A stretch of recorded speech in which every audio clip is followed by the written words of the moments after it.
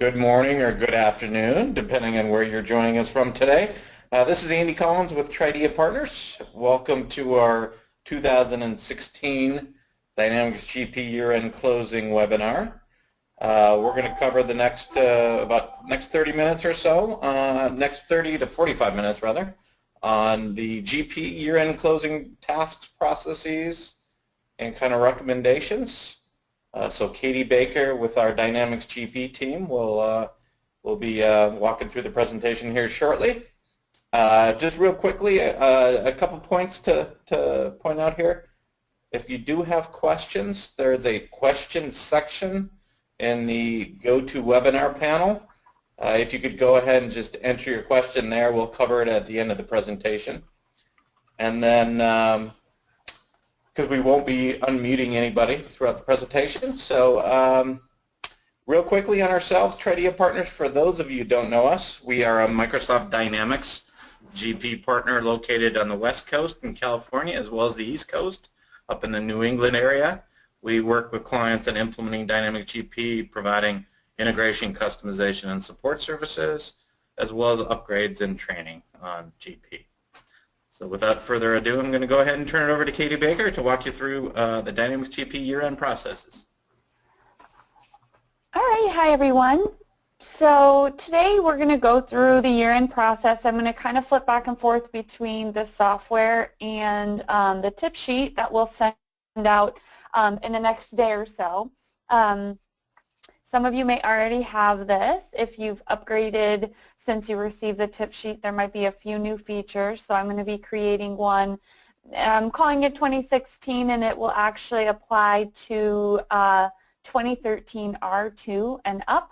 So if you have any questions, afterwards in regards to what exact version you're on and what tip sheet you need, you can let us know and we can help you with that.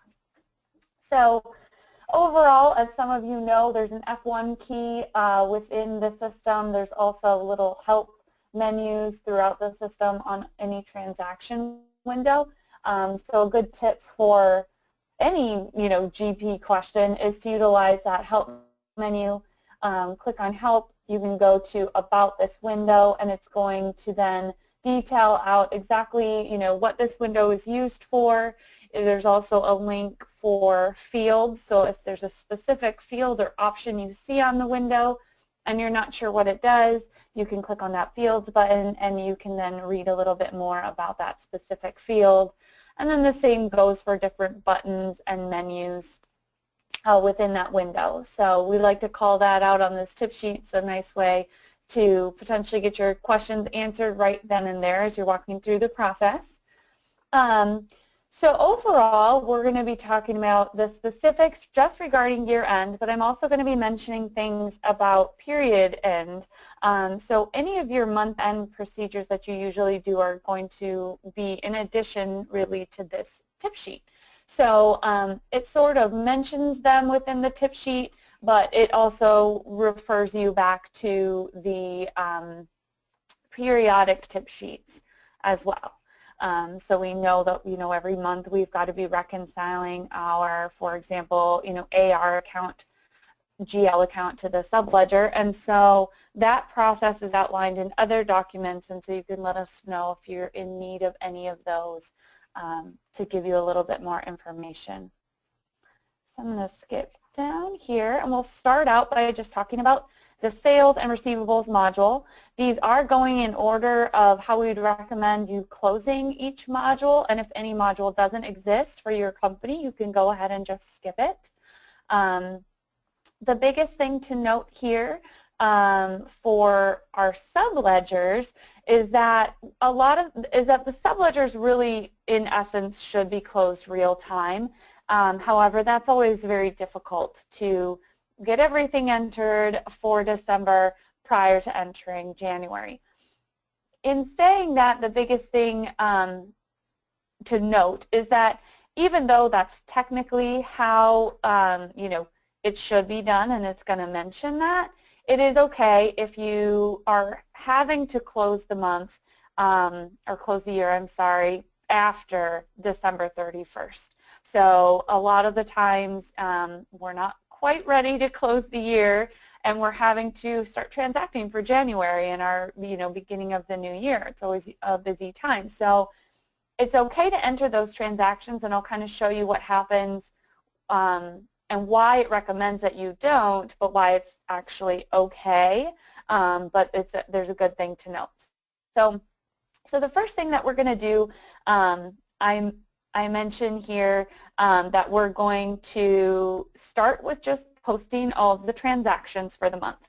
So within your sales subledger, you can go to the sales series posting. This is going to show you everything from the sales order processing module. It's also going to show you anything from the receivables module. It does not show dates here, so if you are in question of what kind of transaction is in that batch, go ahead and run either a smart list, you can run the edit list. If you highlight the batch, you can zoom into the batch ID with the hyperlink, and you can get things cleaned up. So I'm going to actually move that screen over, and I'm going to show it within the software. So under transactions, we have the series post. This is something that sometimes not all users have access to. So if your responsibility is to help close the year, this might be a good window for you. Again, it's going to show you everything all at once. So if I see that it's available, I can check multiple ones at once, and we can post them all at one time. I can see that some are receiving. So there might be some where they're active right now. Somebody's entering transactions into that batch, and so you can't post that one yet. Then you'll also see that there might be some leftover batches in there that say no transactions. So this is also a good time to go ahead and clean those out if they're not going to be used anymore. So if I kind of hover around this batch, it might be a little hard to see, but there's little dots around this square. So I didn't check the box, but I selected it. It's telling me I can't. But if I check the box, you can see those little dots around it, meaning I've selected this record. So even if I uncheck it, this will allow me to zoom into the batch and see more information about it. So even for the blank one, even though it's telling me I can't mark it because I can't post something that doesn't have anything, I can zoom into the batch entry window here, and I can go ahead and delete that one because that one had no transactions. And when I click redisplay, that one's going to be gone. So you can easily kind of navigate through this window and clean up some of the batches that don't have anything in it that you know you're not going to use again. Sometimes we keep batch names around for a while because we are going to use them again, but that's an easy way to get through those batches, to delete them. And then furthermore, if I'm not sure what types of transactions are in this batch, I can hover over it again, click on the hyperlink, drill in, and then from here I can run the edit list. I could go into the transactions, or I could do my preferred method of being able to quickly see kind of what's in here is doing a quick smart list. So if we go into smart list, I'm going to pull up my series posting window as well. So first of all, I can see that this origin is sales transaction entry. So that's going to be in my sales order processing module. So I'm going to look at sales transactions. I'm going to go ahead and just scoot this over or not. Scoot this one over. So my batch is called contracts. I'm just going to click on the one with the asterisk that's not sorted by anything. Click on search. I'm going to grab my batch number. If my batch number is not already in my list, I can change this to all columns. Find batch number, and it's equal to contracts. Now I'm going to easily be able to see in this list by filtering or sorting by my date that, and obviously this is my very messy test company, so don't judge, but we've got dates all over the place here. So if I don't actually want to post some of these transactions, then what I'm going to do is I'm going to move them. So let's pretend we're closing 2017, and I would actually want to move these 2017 transactions into their own batch so that I can get those posted and leave 2018 for later. I can open up the document right from the smart list, and I can call this, 1231 to post, or something that indicates to me that those are the ones that I need to post. And I can go through that process, move all of the transactions to the appropriate batches so that I'm not mixing dates. And then I'll be able to see it here, and I'll leave contracts alone, but I'll post my new batch, which will be my 1231 to post. So you're going to be doing that through all of your different modules and making sure that everything's nice and clean. And again, from this window, you can see where it originates from. So if there's something like this one, invoice entry, as opposed to sales transaction entry, that one's going to be in our receivables module. So we would do the same idea here with the receivables transactions. Again, you can just run the batch edit list as well. So once we get all of everything posted, we know that at this point we're good to go on actually essentially being ready to reconcile the account. So the one step in here that is part of our month-end procedure, and month-end, you know, we're always going through and making sure we're posting as well, but at year-end it's even more pertinent that we're really making sure nothing was left open for the entire year. Then we go through the month-end reconciliation process. And so a lot of you, I'm sure, are used to this reconcile to the GL window. This is where I wanted to add in a little bit more verbiage on our year-end tip sheet about going here and letting the system help you do that reconciliation. In the newer versions, I'm showing a 2015 version right here. So if you're on 2015, you'll have all four of these, I'm sorry. But they have added inventory and bank rec to this tool, which is really nice. So next up, hopefully, accrued purchases will make its way in there. But for right now, we've at least got 4 of the big ones. And so if we stick on our sales receivables module, we choose receivables. We're going to choose our date range, which would be the end of the year. We'd be choosing our GL account. Well, we'd choose the date range of December, assuming that you had already reconciled November.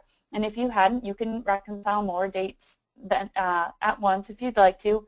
You're going to enter in your AR accounts. If you have, if you're tracking discounts available, you'll want to add that account in here too. And then when you click process, so I'm going to go ahead and just choose our receivables account here. I'm going to leave my period here because this, again, is our test company. It's going to look kind of messy anyway. I'm going to click, I'm going to choose where I'm going to send it. So this is going to give me a file for those of you who haven't used this tool before. And I'm going to go ahead and click process. It's going to generate an Excel file that's going to match as many transactions as it can from the GL to the subledger and vice versa. Let me see if I can get these to look a little better here. Oh, so we don't actually look too messy here. We've got no unmatched transactions and no potentially matched. So it's looking like everything should be in balance for us. We can then compare our beginning and ending balances from the aging and the GL. So I probably should have started with that. This is really where you would move to if you saw a discrepancy, and this helps you find the discrepancy. When we're running our agings for say, AR or AP, make sure that you're using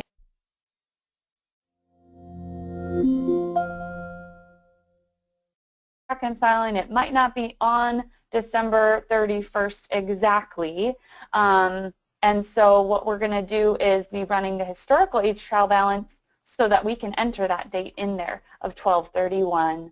In my case, I'll do 2017.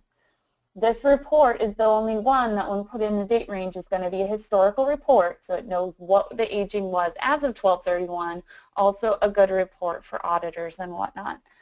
So after you run this report and you look at the very balance, so again, you don't have to run it in detail at this time because hopefully we're in balance, you will run this report, look at the ending balance,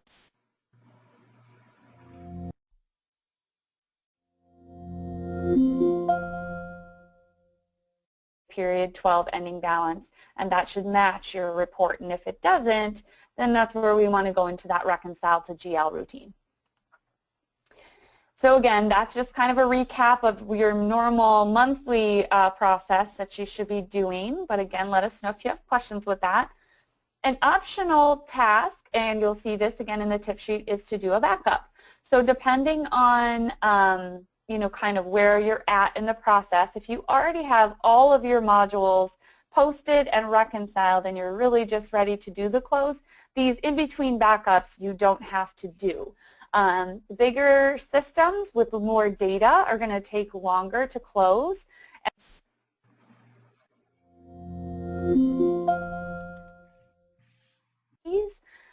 Closing processes, which we haven't done yet, but so I would recommend to at least do a backup at this point in time. So we can always help with that. Your IT groups can help with that, and I recommend to save those, move them to a spot where they're not getting purged, and save them just in case. One other thing that is new within GP is that you can reverse a year-end close. And so making all these backups and doing these things, it used to be a lot more sensitive, where we wanted to make backups throughout the entire period or process so that if we had to revert back, we could. And now you are able to reverse the year-end close, not the subledger end closes, but just the full year-end close, which will be our last piece. So having a backup from prior to doing these steps is a good move, and then as soon as you're done closing the year and making sure everything looks good, you can go ahead and make another backup for that. Also, if you guys need help with the backups, or if you need some documentation on how to make good backups, you do need SQL Server access, SQL Management Studio, and some knowledge of that. So it's more of a technical task, but we can help train you guys on that kind of a thing as well. So now that we have gotten through our sales module, we're ready to close the year. We can navigate there a couple different ways. We can go to our routines section within the sales module, and we're going to see year-end close. We can also go from the GP menu to tools, routines, sales, and year-end close. It'll open up our same window. So this is where I mentioned that, technically you want to try to not enter new year transactions in the subledger. However, I'll explain the impact if you have to do it.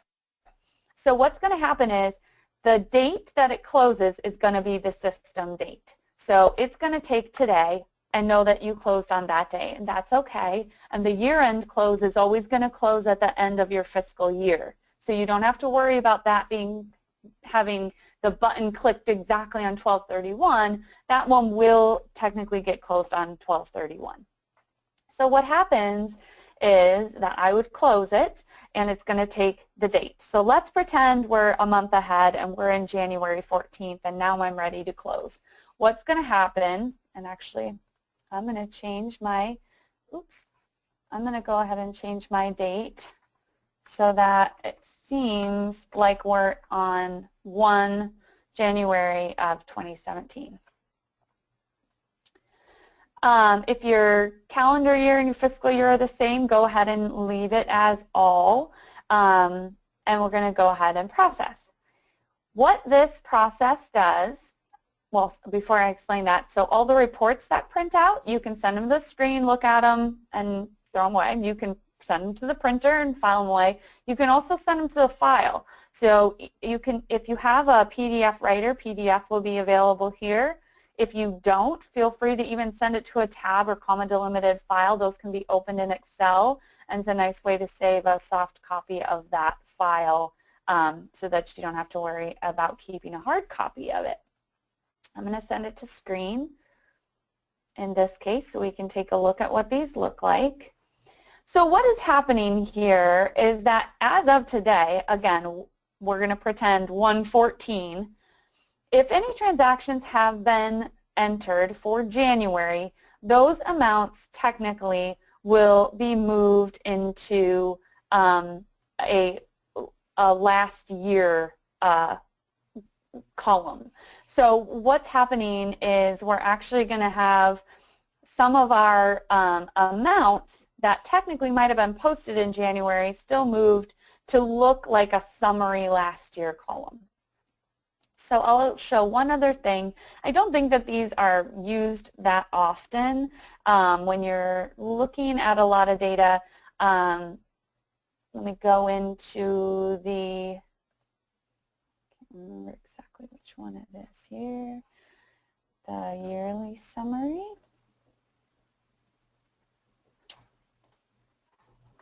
I'm going to go ahead and close this. So that one showed us amounts. This one's also showing us, oh, this one's showing us a commission report if you're using salespeople. So you can see that there's kind of a bunch of different reports that are going to print out. Here's another sales commissions by territory. I'm going to go ahead and open this one up again. So as you can see, if I have the amount since last close, it's showing me everything in last year. So even if I posted something in January, it's pushing those dollars to last year. Again, this is really the only impact to this closing process, is that it moves the data into different buckets, essentially, in the summary. If we go ahead, let's do 1 through 12. If we look at a calendar year or a fiscal year, our amounts are separated more correctly because it's looking at the dates of the transactions themselves. So again, that's really the only thing to note that's a little odd with the closing procedure, is that it moves things as of real time. So everything got moved. But again, if you're really wanting to look at data for a specific calendar year or for multiple historical years, then you can use either choosing a different view here or even using smart lists and subtotaling things the way you would like. So again, we can see that it's in 2 different buckets. Some are actually from this year. And I guess especially in this company, you know, I just closed a year essentially that has 4 months potentially of transactions, so that's pretty accurate. So clicking that button, really only thing we have to do there. Then our next closing procedure is going to be under our company, which is going to be our tax year end. So this is going to protect going to affect the tax details that you've entered in GP. And so you really only want to do this once a year. And you know what, we actually want to do purchasing before this one. So sorry about that. So purchasing, same idea. Find your series post window, post review all your batches for this year, make sure everything's all posted and good, go into the year-end close, same exact thing, close the year. We're going to send it to our screen. It's going to stamp it on 1/14. It's showing us again the amounts that are being moved. So it looks like payables only has one report there. So again, you can see how it's pretty fast. And so again, you could take a backup after you click each of those buttons. But if you had to revert back to before we started closing any of them, you can do that as well by restoring the backup you made prior and then going through these steps again. So it doesn't take too long to actually click through these. So then going into the tax year end close, so you want to make sure that you've closed your sales and purchasing first. Because you might be, especially if taxes are applicable on both sides of your business. Again, if they're not, then don't worry about it. In this case, we actually have the option to print the report only. We don't have to close it, so we can, it's asking us if we want to close it, but I believe it's just going to show me the report so I can look at things. Again, it's going to be moving things from the tax details from year-to-date to last year-to-date columns. Oops. Let me go back into that. So it didn't close it. So this one's nice because you can see what it's going to do before you do it. And then when you're ready to close the year, go ahead and print the report with it, and you go ahead and click process. same report's going to spit out unless we changed something. So you can think of this, of printing the report prior as sort of an edit list, making sure that everything looks kind of along the lines of what you expect. And now our tax year is closed. So then we already had talked about payables. Within the year-end process tip sheet, you will see that there's a couple other reports that sometimes people like to print on the vendor side. I would recommend that if there's any reports that you run on a monthly basis, that you would continue and run those reports as well. And you know, any reports that you rely heavily on, go ahead and run them before you close the years, so that you have your final report for that entire year. So everyone has different ones that they like. So in this tip sheet we've called out some, but again, feel free to do what other ones you want.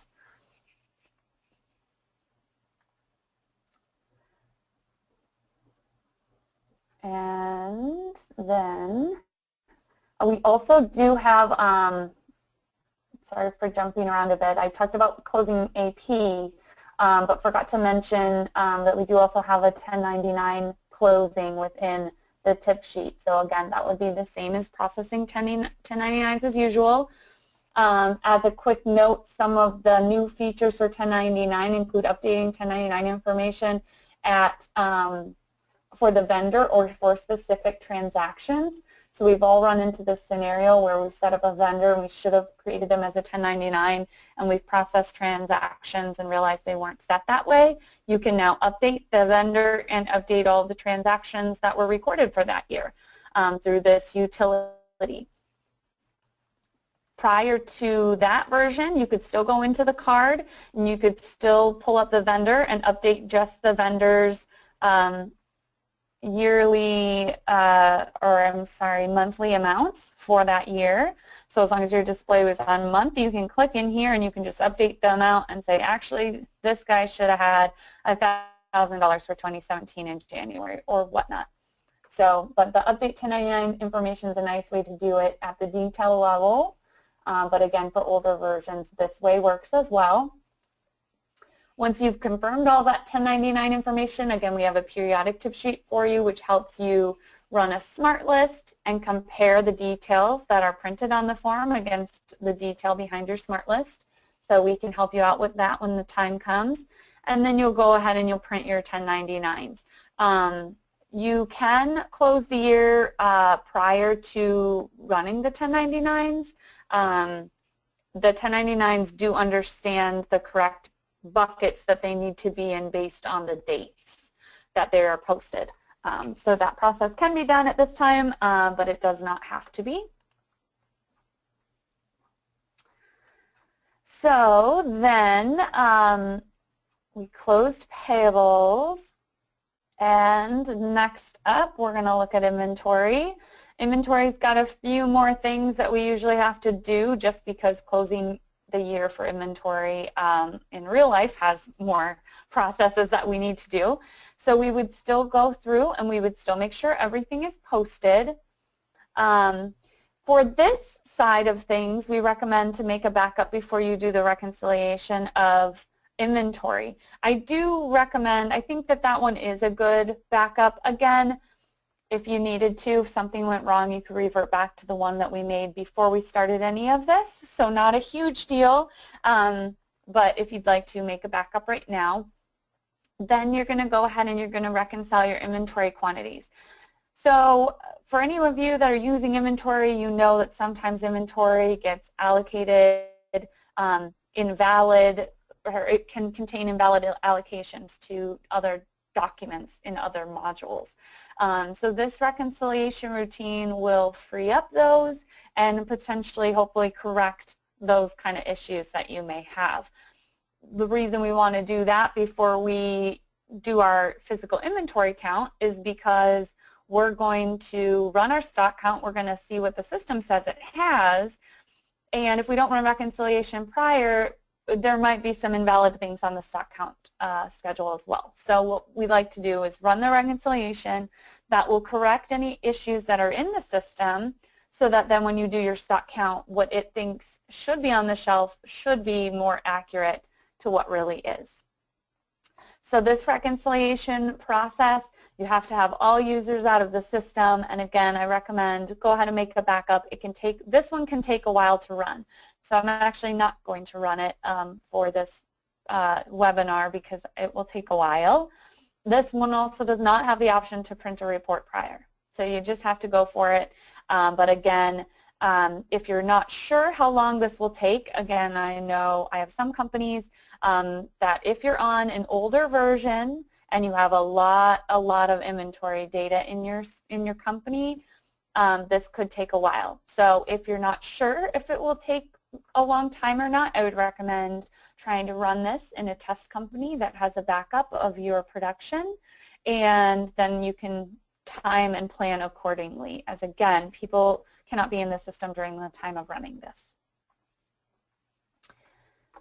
So then after we've got that run, we're going to do our physical inventory account. I know some of you use the stock counting from GP, some of you have Excelos and some of those other products that are more of a warehouse management system. So however you complete your physical stock count, you'll go ahead and do that, and you'll post any adjustments to the inventory so that everything reconciles. Then you'll also still do your inventory to GL reconciliation. So just like AP and AR, we've got our nice historical inventory trial balance.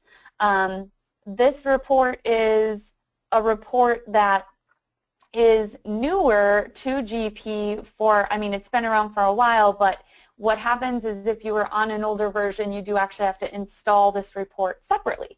So if you have any questions or if you don't see this report available to you, let us know, and we can help to install this report and basically establish the tables that create this report, since it was created in the newer versions. If you were just installed on 2010 or anything above that, and that was your first version, you should have it there. Some people that have migrated or upgraded from earlier versions might not see this. So this report, again, is just like our historical agings because we can run it for a specific period in time. We're going to run that. We're going to run our summary inquiry for our inventory accounts, and if they don't balance, then we're going to pop over to our financial module and go into the reconcile to the GL, and we're going to run this nice spreadsheet for inventory. That will help us find our discrepancies. Once we have made sure that everything ties there, then we're going to go ahead and close the year through the routines within the inventory module, year-end close. You get a couple options here in the version of 2015 to remove discontinued items, to remove sold lot attributes or sold receipts and cost change history, and you get to put in a date there. You also have the option to update your item standard cost if you're using a FIFO periodic or LIFO periodic valuation method. Then we'll go ahead and click process. This system doesn't have too much, but you can see that this one takes a little bit longer to run than our other ones. So again, not a bad idea to run these in a test company potentially to see how long it will take. Then an optional, but I would recommend step is to close the fiscal periods.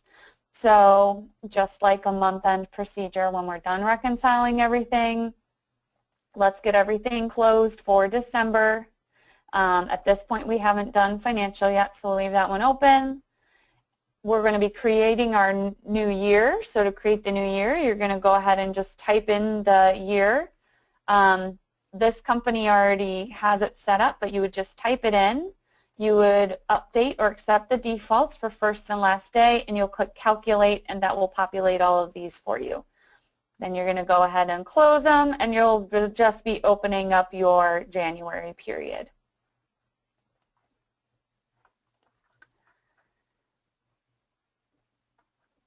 So then we get all the way into our closing of the year. Oh, actually, I forgot one, fixed assets. So in the newer versions of GP, fixed assets has some better historical reporting for you, but depending on your version, and again, let us know if you have specific questions, there are reports that you'll want to run for fixed assets to get the proper year-to-date amounts into those reports. So again, I recommend running all the reports that you're used to, and specifically some of the ones that we may call out in the tip sheet, so that you've got some of those. And if you're in the newer versions, you might have the ability to reprint them. But again, any questions, just let us know. So we're going to come down into our routines for fixed assets. This is going to, again, do very similar process as AP and AR, so it's going to move things, it's going to move everything and clear out those year-to-date amounts. So year-to-date depreciation, year-to-date maintenance. So if we look at a fixed asset card real quick. Oh, we haven't used fixed assets in this company yet. So at any rate, there's year-to-date amounts. I'm sure if you're familiar with the fixed asset module, it's keeping track of the year-to-date depreciation as you go through the year. And you can see that not only on the fixed asset card, but you can also see that through the windows. And so this will move all of those amounts to the last year-to-date, or life-to-date, I'm sorry, depreciation value in that book record. And then your year-to-date will start out at 0.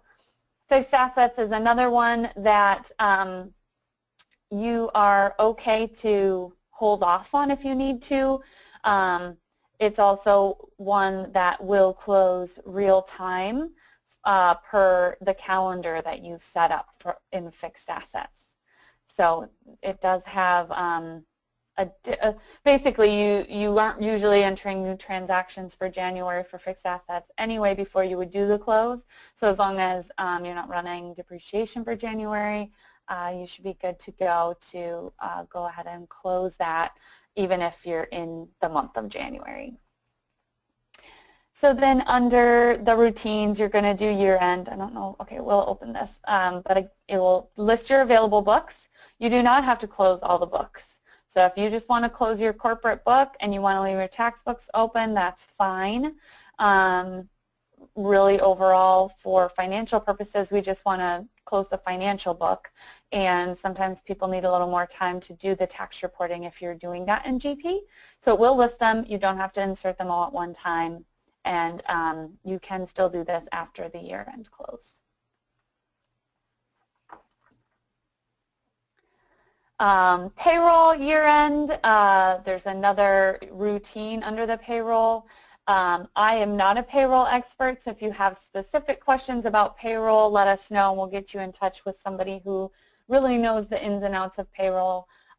In terms of really the step you need to do within the system to do the closing is similar to the other modules, just really navigating to the window and checking the box. But as anyone who does payroll knows, there's a lot more that goes into being ready to close the year for payroll and getting all the reporting and everything properly ready. So again, let us know if you have questions. We can get you in touch with somebody who really knows the ins and outs of that. So then when we go into the general ledger, we also want to make sure that we've posted everything. There's a series post here as well that will show us everything within the financial module. We can go ahead and edit our batches, get everything ready, and go ahead and post, making sure we're posting everything. Another thing, if you're more of a one-man shop and you're going to be doing all of these, one window that might be useful to you is kind of hidden, but it's under routines, under tools, and it's called master posting. Master posting is going to be basically all of your series posting windows combined. So every batch in every module that has transactions in it. So instead of going through each module, you can also do all of your posting and getting everything ready all at once. You'll see at the top, then it does let you filter by just the specific modules. But again, this is a nice window to have when you're really trying to, if you're in charge of getting everything posted from all of the batches in all the modules. If you have multi-currency, basically there's just some extra multi-currency reports that will print out when you're running the year-end closing processes for potentially a lot of the different modules. So just to note that you might have more reports pop out than what we saw today. If there are any adjusting year-end entries, you'll want to make sure that you post all of those as well. You are always able to post things to the most recently closed historical year in GP. So even if you have closed 20, in our case, we'll be closing 2016, we have the ability to post to 2016 without having to open up the year. If we go from tools, setup, company, fiscal periods, the way, well, there's two ways that we can tell which is our last, most recently closed historical year, and it will have a checkbox here. Another way that we can see this, since we're in Fabricam, is I can pull up the year-end closing window of the routines, and I can see the last closing date. So again, I'm in our fabricated company, so it looks like it's never been closed. But in saying that, I think that there are some years that have been closed here. So 2010 is closed, 2011 is closed. We'll see how far back we go here. So here I can see that 2013 in my environment is my most recently closed year. So at this point, I can post to anything higher than 2014, and I can also post to 2013. You can't uncheck this box if it's already been closed. So even though it kind of looks like you can manipulate that window or that checkbox, you can't. And it actually is driven from that year-end close process. I mentioned that in the new versions, I believe 2013 R2 and up, within the year-end closing, you do have the option to reverse the historical year. This is nice for if you do end up getting some kind of auto adjustment and it is actually, you know, prior to the year of your most recently closed year. So in this case, if I had to post to 2012, I could reverse the closing of 2013, and it backs out all of the beginning balance, forward entries, and the roll to retained earnings. You're able to post, and then you come and you close the year again. So it's a nice feature to have when you have to have it. It sounds a little scary. I would recommend to do a backup. I've never seen anything go wrong with it, but make a backup before you would do something like that anyway. Also, this is probably a window not many of you have access to, so use any of our closings with caution. Again, one other thing that I'll mention just one more time is that any of the modules we've closed so far cannot be reversed. So only the one that we haven't yet done, which is our year-end closing, is the one that can be reversed. So again, fixed assets and the others, whenever you're in those windows, be patient with clicking through the windows. So if you've clicked close the year and it doesn't look like it's doing anything, just be patient with it. Don't click it again. You can potentially close the year twice, and you don't want to do that because it won't close it for the next fiscal year. One of the other things that we recommend doing prior to closing the general ledger is to run a smart list of your chart of accounts and make sure very quickly that all of your accounts are set up with the correct either balance sheet or P&L posting type. That's what the system is going to, that's how the system is going to know whether this account should have a balance rolling forward or whether it should roll into retained earnings. So you can pretty easily, you could sort by number. You can do a search where, your main segment is, a certain range of numbers and it's not a balance sheet, so to speak. So I could do one where it says, give me anything where the account has a main segment of 4,000 or more, and it's a balance sheet. So that's an easy way to do that. So if I go, actually even aside from our account number, so in Fabricam we don't have our main segment first, you can search by the main segment, and I'm going to say where my main segment is greater than 4,000 and my posting type is balance sheet. All right, so I've got a bunch of junk in there. The other thing I will mention, unit accounts and allocation accounts are going to show with an account category number of 0. So that column would be another one for us to see, and that's going to be our account type, because we really don't care about our unit accounts here. So another restriction we'll add here is where the account type is equal to posting account. So it's a good thing I did that, because I do see some things in here that are not set up correctly. They're set up as balance sheet, and we'll want to go in here and we want to change these to P&L. I would also recommend, verify your typical balance at that time as well, since you're going into the card and updating it anyway. And then go ahead and do a search where you do the opposite, where it's less than 4,000 and the posting type is equal to P&L and the account type is equal to posting type. So get all those cleaned up.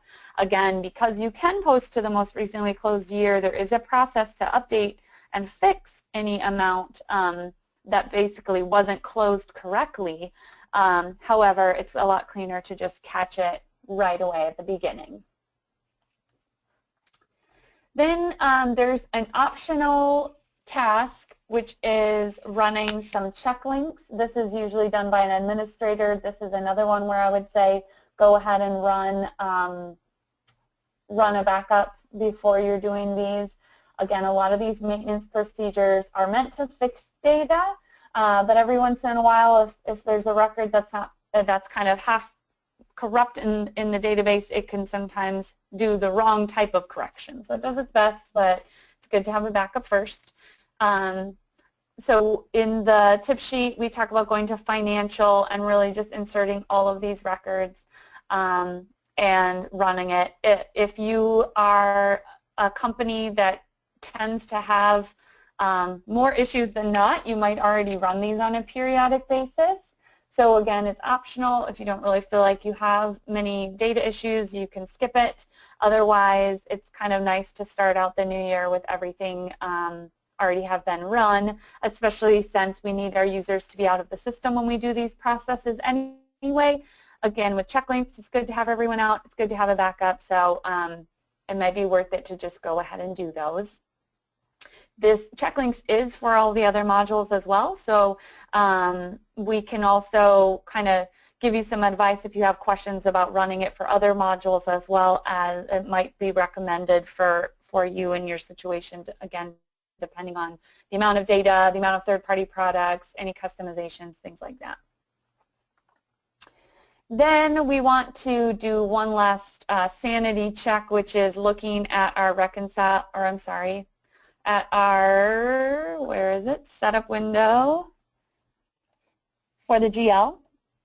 Biggest thing we're looking at here is our retained earnings account and making sure that that's set up correctly, because our P&L is going to roll to that. So if that account is not set up correctly, then it's going to roll to the wrong account. So go ahead and make sure of that. Again, an optional backup. We recommend running any of your, running at least trial balance.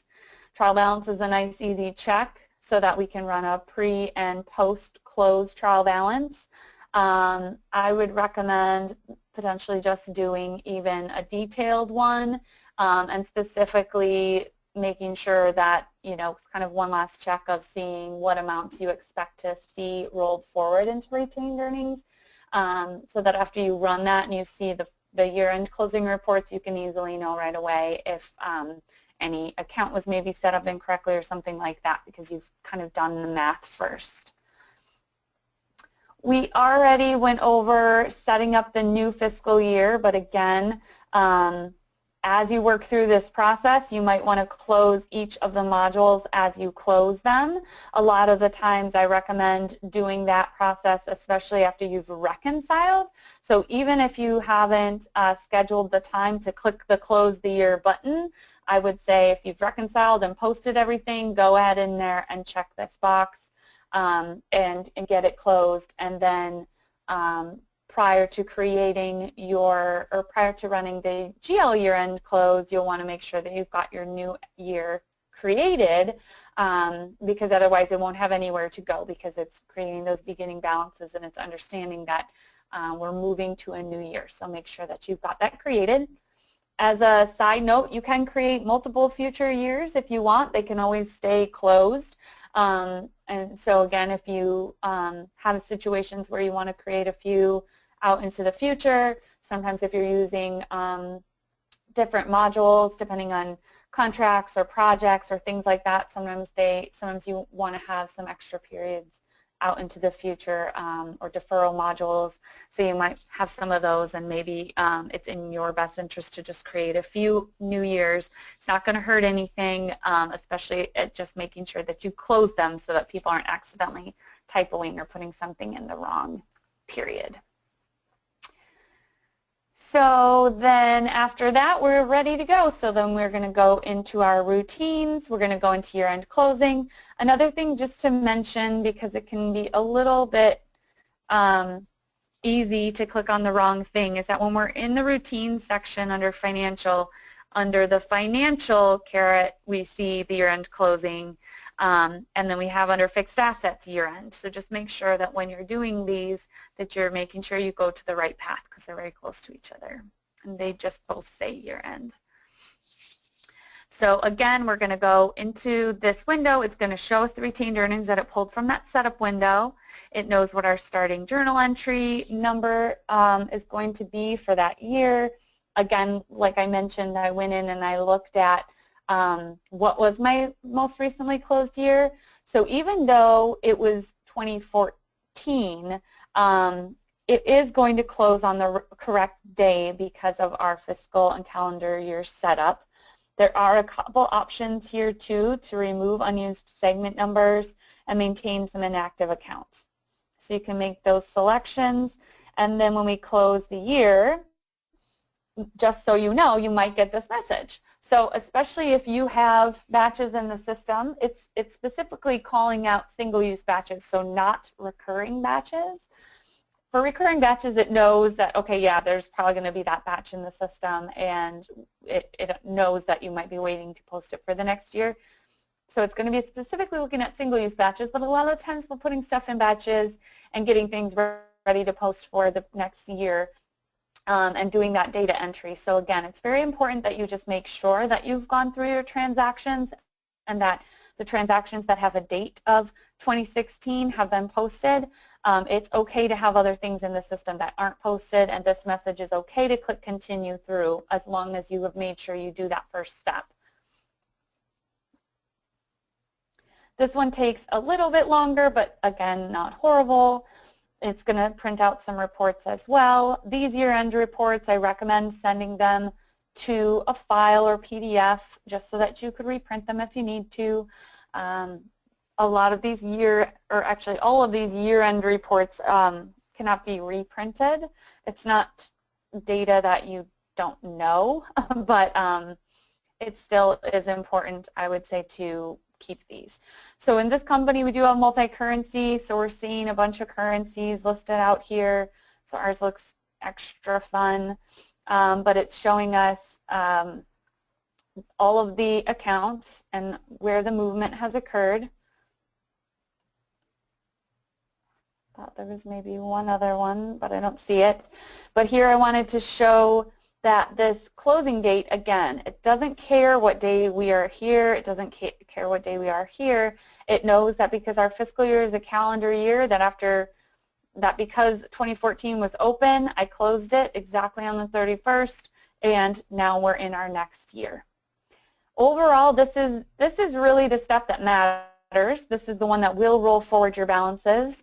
For those of you that sometimes need a few months into the new year to do this, that's fine, and we can also help you with the reporting. So there are ways that we can write formulas within Management Reporter to pull in the beginning balance, even though it didn't technically happen via the year-end close.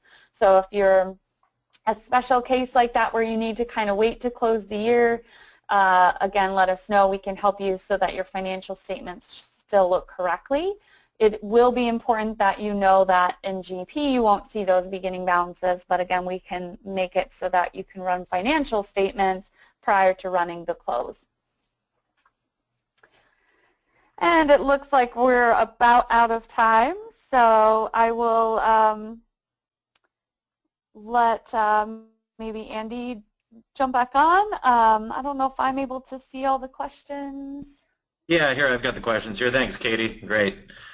Just a reminder, we will send out the tip sheet for year-end closing in Dynamics GP here in the next couple days. So be on the lookout for that if for those of you who attended today. And it looks like we really don't have any question. There was, I guess, potentially an issue with the telephone connection working initially, and we apologize for that. Hopefully that wasn't an issue for many, if any of you. But in addition to that tip sheet, we will also send out a link to the recording of this year-end webinar. So if there's somebody else within your organization that you want to forward that to that wasn't able to make it, feel free to do so. So once again, from myself, Andy Collins, and the team at Tridea Partners, thanks for joining us today. Any questions you can send to info@trideapartners.com, or you can always use support@trideapartners.com if there are some follow-up questions related to the content here. Thanks so much, and everybody have great holidays and a great day. Bye-bye now.